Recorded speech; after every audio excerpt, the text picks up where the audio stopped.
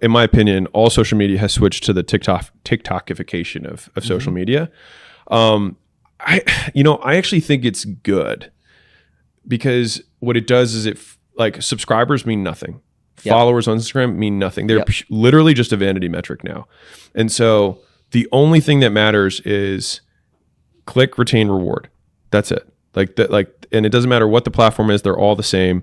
Is like, did you get them to click? Did you get them to watch? And did you get them to come back? Yeah. That's it. And so the algorithm, like it also, by doing that though, it makes it, there's never been a better time to start, because in the earlier days when it was subscriber based, it was basically like an email list. Like you build a subscriber base and then they push out your stuff to subscribers, but they don't do that anymore at all. And now it's just like they do lookalike audiences based on what they predict someone will like your thing or not. And so you could be a brand new account and have your first video do 10 million on the first upload ever, which I think in some ways is like a great equalizer, and it makes the content king. Yeah. And so actually going to the shorts for a second, you're a team of 16 people. Yeah.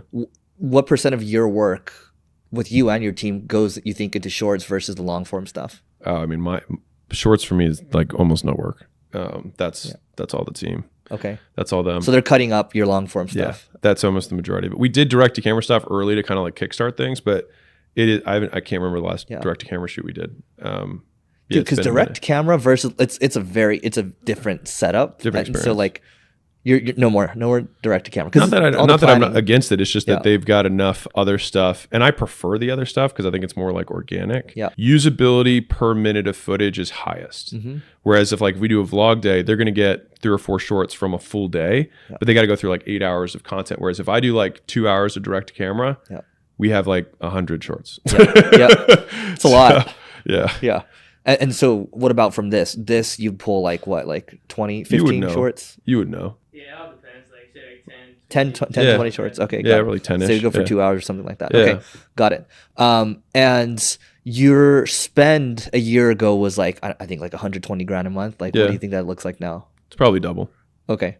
So 240. Yeah. And are you getting paid on AdSense, any of this? Yeah. Okay. I mean, not enough to make it back. It doesn't equal it out. Okay. No, it doesn't equal it out. But it's okay. The deal flow is good. Yeah. No, yeah. Like, media's just like a loss leader if you want to consider it from that perspective. We lose money on media, which is funny because people are like, he makes money on his $2 book, which by the way, Amazon takes, you get paid like 30 cents on a book. That's $2. But anyways, that just goes to fund the money losing media team. And I say that with absolute love. You know what I mean? But that's, I mean, all marketing loses money until it makes you money. Like, that's, it's a long game. Yeah. And rewinding back to the deal stuff for a second. So of the 24 LOIs that you do, that comes from content, by the way, so it does make money. Yeah. How many of those that actually go through? About half. Okay, got it. So 12 go through. Okay, pretty high conversion rate, but it's also good qualification. Yeah, but I think we've just continued to get narrower and narrower. And I wouldn't be surprised. Well, our deal flow keeps going up. So if we might actually have the same number of deals done on 5 times the amount of deal flow. Yeah. Because we're just getting better and better at picking. Yeah. Well, one more thing before we go back to content. What is the craziest thing someone has offered you? Because here's the thing, right? Like, I do believe there is the brand equity that you have gets you good deal terms. Like there'll be agencies that come to me, oh yeah, we do 4 or 5 million a year. We'll give you 20%. It's like, what? Like, right? So like, what is the craziest thing someone's offered you? Like their newborn, like anything like that? Honestly, the people who make the craziest offers usually don't have anything of value to offer. You know what I mean? But I would say almost all the deals that we do have favorable terms. You know what I mean? In terms of both price and just terms in general. Like we try to keep our contracts as simple as humanly possible. I've put this big emphasis on the legal team to make it plain English contracts. And like my lawyer had a heart attack when I was like, I want a 5th grader to be able to read this contract, because the biggest issue that happens in the deal process for anyone who's ever done a deal is that their lawyer starts talking to your lawyer, and then they just keep having these conversations and translating back and forth. And then you have all these miscommunications, and then your it's like bills keep going. And the only person who wins there is the lawyer. And so we've taken a little bit of a different approach of like, let's keep our conversation as primary, and then we together tell the attorneys what we want them to do. And that way, like any negotiating happens between us. And that way, because like I remember there was a deal we were working on, and their attorney, who wasn't even an M&A attorney, by the way, if you are going to sell your company or have somebody invest, like have an M&A attorney. Anyways, it's like, no, he's a family friend. I'm like, doesn't mean he knows anything about M&A. So he was like, we need this non-compete to be, 24 months and a 50-mile radius around the brick and mortar locations.